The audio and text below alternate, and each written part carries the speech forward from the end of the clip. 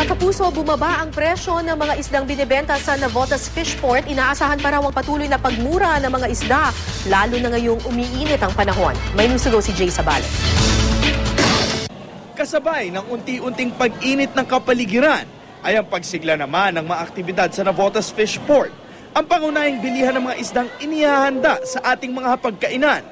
Masigla dahil marami ang namimili at nagbebenta rito ng iba't ibang klase ng isda na mababa raw ang presyo kapag ganitong panahon. Ang mga fish dealer dito sa Navotas na gaya ni namang Crispin Villaruel, 40 taon ng fish dealer, at Aya Cruz, may paliwanag sa ganitong sitwasyon dito sa Navotas Port. Pagka minute na panahon, siyempre ang isda, daksa na yan. Pag taglamig, wala. Mahina isda. Bumaba ng isda, ang presyo.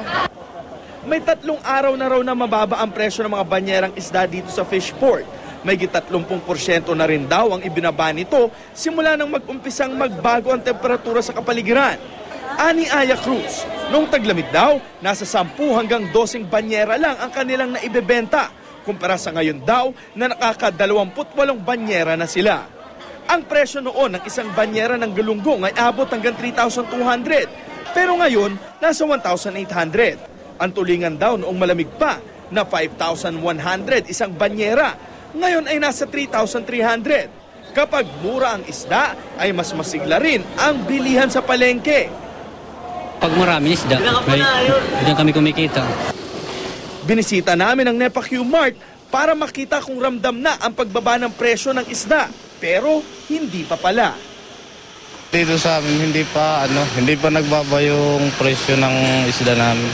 Ganun pa rin simula noon. Kasi ganun pa rin naman yung kuha namin. Hindi pa nagbababa. Hindi pa rin nararamdaman sa Tandang Sora Market ang pagbaba ng presyo. Ang presyo ng isda ngayon medyo tumaas. I feel comfortable at the prices right now. I think it's pretty reasonable. I don't think it has swung down pretty much. It seems the same. Jay Sabale, GMA News.